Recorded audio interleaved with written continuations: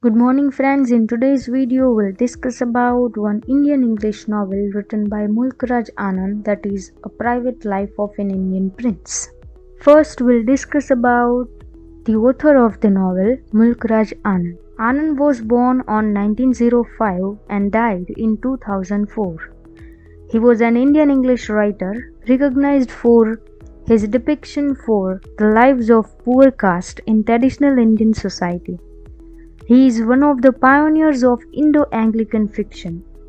He is admired for his novels and short stories, which have acquired the status of classics of modern Indian English literature. And he has also gained the civilian honor of Padma Bhushan Award. So this is something about the author of the novel. Let's discuss the famous novel written by Mulk Raj Anand. The first novel is Untouchable, published in 1935. Next one is A Coolie, published in 1936. Next one is Two Leaves and Bud, 1937. The Village, 1939. Lament on the Death of Master of Arts, 1939. Across the Black Waters, 1939. The Sword and the Sickle, 1942. The Big Heart, 1945. The Private Life of an Indian Prince, 1953. The Old Woman, and 1960. So these are some famous novels written by Mulk Raj Anand. Now let's discuss about the overview of the novel, A Private Life of an Indian Prince. The story is all about man's compelling love for a woman. This is the same time a historical novel of unusual power, showing the demise of princely state with the birth of free India.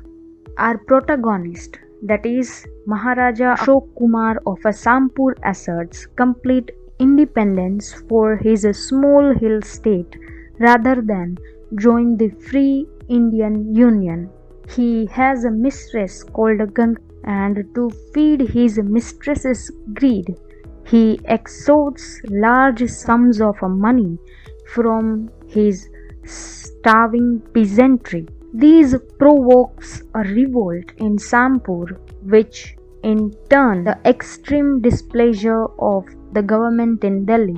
He loses both contests and exile to London, but he cannot forget his mistress, and his love for her brings about his downfall. So this is the overview of the novel. Now let's discuss about the character of the novel. The first character is Dr. Harishankar. He is the narrator of the story, and we can call him a personal physician to the Maharaja or the protagonist, and also his personal secretary. He plays a very important role in the chronological description and development of the story, as he is the narrator of the novel, right? The second character is Victor Edward George Ashok Kumar, the protagonist of our novel. He is also called as Highness, the Maharaja. He got a nickname from his personal assistant Dr. Harishankar, and his mistress Ganga Dasi also called him by his nickname Vicky. The next character is Ganga Dasi. She is the mistress of Vicky or Victor. She is brilliantly portrayed as an illiterate but a powerful woman. She got a nickname by Victor as a Queen Bee. Victor also called her as the Queen of Night. The next character is Indira Devi. She is the third wife of our protagonist Victor. She is known as Tikyali Rani, as she belongs to the place called Tikyal in Bengal. Our next character is Indrajit. He is the son of Victor and Indira. The next character is Munshi Mithanlal. He is also known as Mia Mithu. He is the ex-tutor and private secretary of Victor. The next three characters are connected with each other. Captain Russell, Mrs. Russell and Bunty Russell. Captain Russell is the father of Bunty Russell and he is American. Mrs. Russell is the mother of Bunty Russell and Bunty Russell is the daughter of Mrs. and Mr. Russell. All the three characters have minor roles in the novel, though they play a very important role in discussing the novel. Pandit Dhanpat Rai, next character, he is the astrologer in the novel. The next character is Pandit Gobind Das. He is the leader of Prajamandal in Sampur. And the last character, Dorothy, she is the nurse of Victor. So these are some important characters. This is character chart. The setting of the novel is a Sampur state. The narrator of the story is Dr. Harishankar, personal physician of Victor. Victor has three wives. The first and second have no narration in the novel. The third wife of Victor, named as Indira Devi, the mistress of Victor, named as Ganga Dasi, and the son of Victor and Indira Devi is Indrajit. These are some important characters of the novel. Now let's discuss about the theme of the novel. Love and politics are there. We can find the historical events of pre to post-independence India. There is a major role of a post-independence India and its culture. The religion is there, caste system is there, power and poverty is there, class and sexuality is there. So these are some important themes of the novel. Now let's discuss about the story of the novel, or we can say the plot of the novel. Private Life of an Indian Prince is a novel written by Mulk Raj Anand, published in 1953, and it is the last of Anand's novel that was published in England. The whole novel and the situation depicted in the novel is in the style of a flashback. In the beginning of the novel, author warned the reader against identifying the narrator's persona with Anand, and that author note tells us that the neutral I of the first person singular has tended in this book to become a character in his own right. Most writers know how a character in a novel sometimes takes a control and runs away with the story. The author has been content to allow Dr. Shankar to take possession of the narrative. So the beginning description, or we can say the author note for the narrator's persona, tells us everything, that the narrator of the story is not Anand but Dr. Shankar, or we can say Dr. Harishankar takes his place and became the narrator of the story. The novel begins with the depiction of a chaotic state of affairs and the dilemma of the prince after independence. The setting of the novel is a Sampur. There is a realistic description of a Sampur state and its a Prince Victor Edward George Ashok Kumar. Anand locates India's post-independence difficulties and the national failure to develop the idea of political freedom. We can find the theme of politics and love in this novel. Anand's private life of an Indian prince is more conspicuous and detailed with reference to political scenario of that time. It is the story of an idiosyncratic Indian prince called Maharaja Ashok Kumar, better known as a Victor or a Vicky, who ruled the Sampur state. He is adamant about not merging his state into the Indian Union after the independence of the country. The prince is wallowing in sloth and sex, and he is squandering the state funds. Anand's craftsmanship is fantastic in this matter. The opening scene is a public scandal. The young Prince Victor has taken a Bunty Russell and has a sexual abuse with Bunty Russell and rape her. Though it could not happen, but the news was spread like a wildfire. However, Captain Russell, the father of Bunty Russell, and Maharaja both are equally tense about it. Talking about Victor, then Victor is a very brutal prince. He takes illegal taxes from his estate and from his people.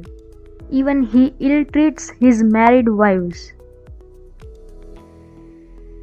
and is caught in the web of an enchanting seductress, a nymphomaniac woman called Gangadasi.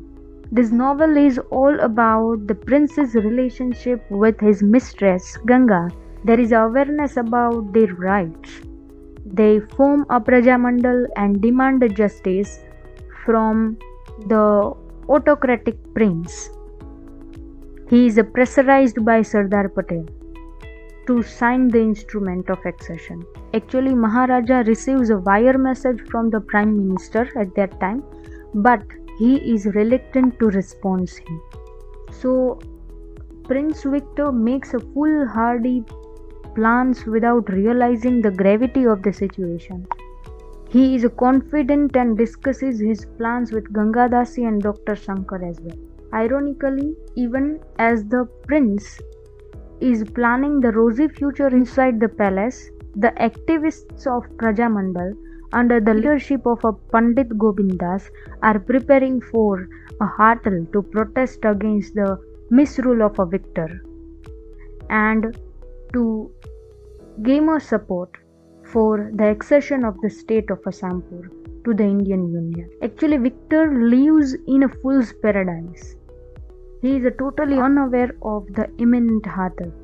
He makes lavish arrangements for the foreigners. The situation is Victor has to sign the papers for the accession of Assampur to the Indian Union. On the other hand, his mistress Gangadasi elopes with his subordinate Bulchan. He cannot bear it and loses control of his mind. The ultimate accession of the Assampur state to the Indian Union epitomizes what actually happened in several other princely states. This is not only the story of Assampur state, but it is the story of the Indian Union of each and every princely state of India at that time, right?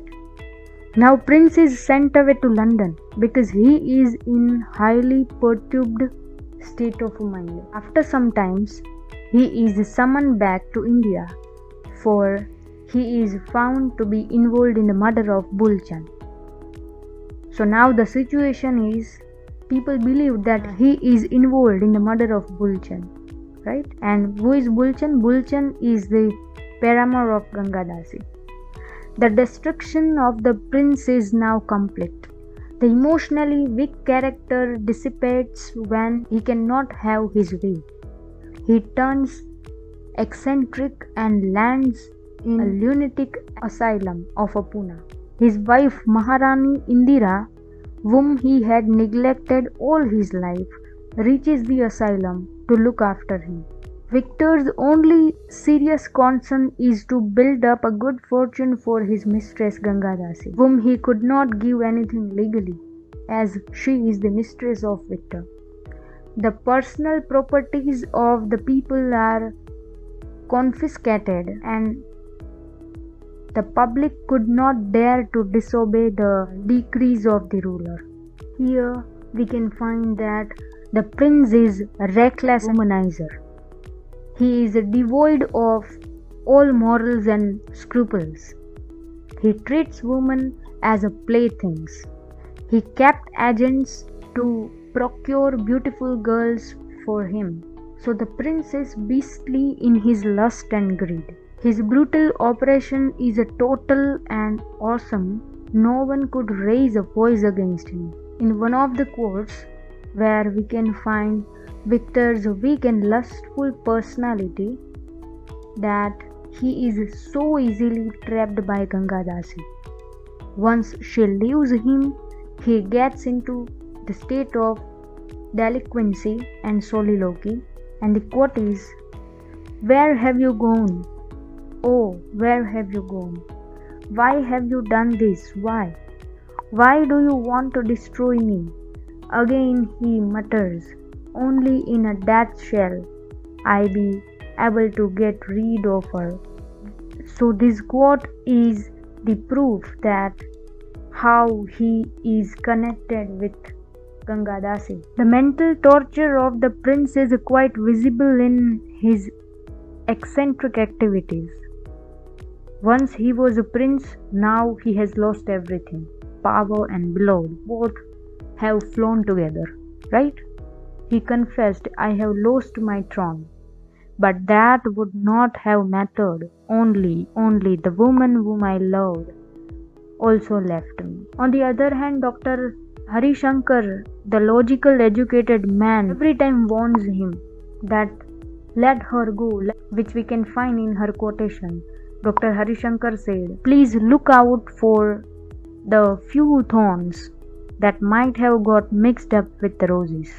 Most of the character of the novel are literate and their discuss is about the Buddhism, Hinduism and Christianity, and one of the beautiful example of Hinduism is discussed below.